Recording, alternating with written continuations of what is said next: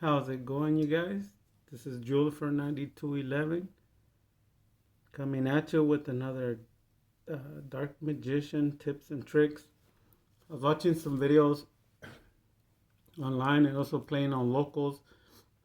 I noticed a lot of the decks, besides having a lot of problems in their deck that we're going to address some other time, they also execute cards incorrectly, which increase the percentage of their losing rate.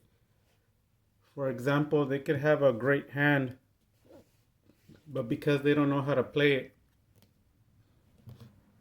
um, it could cost them the whole game. So I'm gonna show some examples uh, in case you run into the hand. There's thousands and thousands of variations. You just never know. And I want to show you a variation that I've used before, and it works. So let's start off with an example of souls. Excuse me. Souls and soul servant, and somewhere late in the game or early in the game, it doesn't matter when, but as long as you have one magician souls and one soul servant, the other card has to be either a spell or trap. It doesn't matter either or. So I'm gonna use an example. So then what happens is I begin by, so if you have more cards, even more, you're probably gonna have 6 different ways to play more. This is one card combo from here, extending it, and it does like a floodgate. So it's similar. It goes through ashes. Me personally, I average like most of the time 2 ashes or something similar to it. It could be an impermanence, an ash, 2 impermanence, something like that.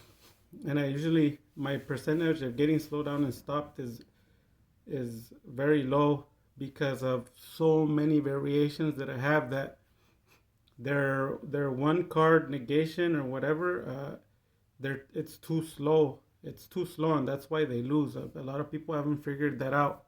They believe that the hand traps are what wins the games. I tried it myself. I changed my deck and I went to hand traps, and honestly, my win rate went down a lot. The percentage dropped a lot, and I was basically in the same page as all the other Dark Magician players, which they struggle to win. They don't do good. Um, and 2-3 negation stops you. And I decided to go back to my format, and then I went back to having no issues. Here's an example. So you start up with Magician Souls, put her in defense, and then obviously when you're special summoning, you're gonna be dumping to the graveyard, which is over here. I can move this. I'm having to scoot over the deck. Graveyard's over here. So send it to the graveyard. And then I go ahead and stack Rod. They don't ash. And then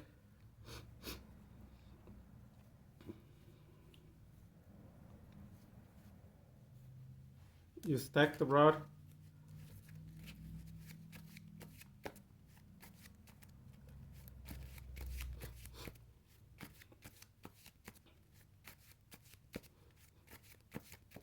Yeah, I'm shuffling the deck.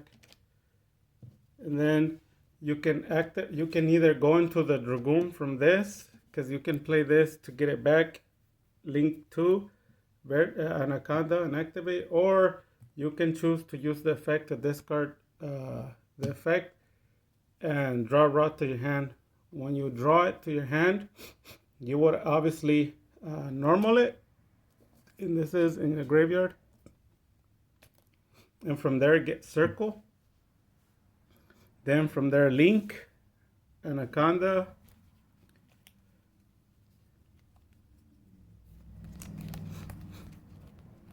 and then Dragoon.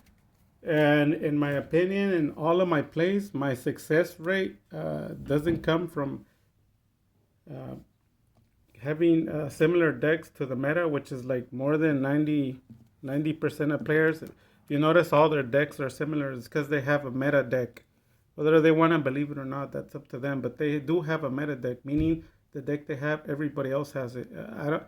I don't play the meta deck. I play a different variation, but it's far from meta. I don't play meta cards. And I notice at the very end, I try to play the rod or I'll play the soul servant at the very end. So after the linking and everything is finished, then with this I would have gotten the circle. Let's do it. Then at the very end I play it because you already milled your deck, right? You already went through the Black Dragon, Fusion, and you dump all the bricks into the graveyard. So then at the very end, I would obviously play the circle, the soul servant, and stack the eternal soul. And obviously, if this was in the graveyard, you can either use the rod to get the soul servant and go that way, or just go into the circle. And I would first chain this to pull 2 cards from the top of the deck. So these are the cards we got. And then I would activate circle to go 3 deeper, 3 deep into the deck to see if you were be able to pull the what's it called, the soul servant. And those are the 3. And luckily we did pull 1. So you would have had that ready plus this. So 3 cards.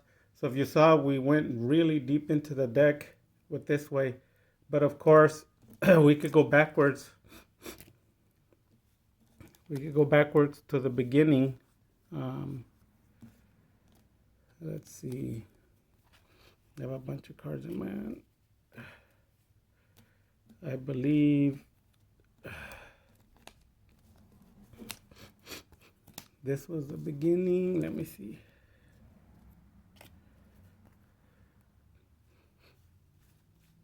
I think it was that, wasn't it? I think, yeah, it was that. If they, however, Ash Blossom you, then obviously you would start, right? This is what you got. You would start with sending the Dark Magician Girl to the graveyard, bringing her out, stacking Rod,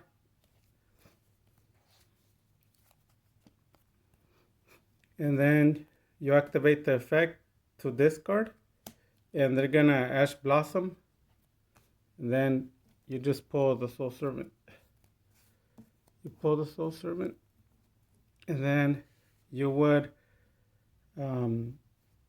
draw into it. So you pull it and you draw into it, and then you would normal.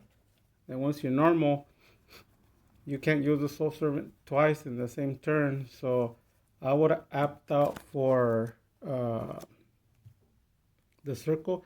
Keep it in your hand. The servant, magician's rod and circle are played at the end of the play, not at the beginning. You do decide whether to play it in the end or in the beginning during your opponent's turn.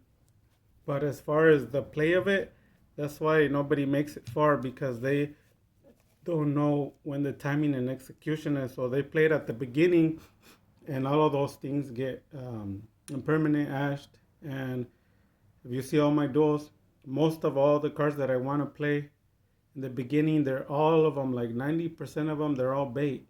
A lot of my duels, if you read the bottom left, there's messages. They usually say LOL, or they say got you, or something like that. You just need to slow down the video. And they strongly believe that I'm going to lose, because I tricked them into believing that they got me, but they don't know that what I actually did was I set up a rope, I hung them, and they fell for the trap. Because once they burn their negation cards in their hand traps, then I go for the plays that matter, and that's how I win it. So, like I said, I would get this, pull this, get Rod, some of them, then after that, link, and then bringing, where is it? There it is, verte, and then bringing out and then leaking the deck for more bricks. So this is the alternate route. We did one of the routes, and this is the alternate route. Where are they? Okay, there you are. Here and here, which is dumping the bricks into the graveyard. And then after it comes out, obviously, in the very end, you're gonna wanna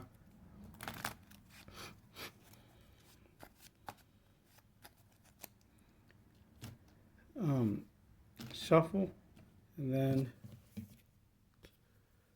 then in the very end, I would play the dark magical circle. Some people they're concerned because they want a card on their hand to protect the red eyes. It's up to you. You can either do that or look 3 deep into the deck. And then, as you can see, we got lucky again with another Eternal Soul, so it would be set. And then don't forget the other combo that I usually do during their draw phase.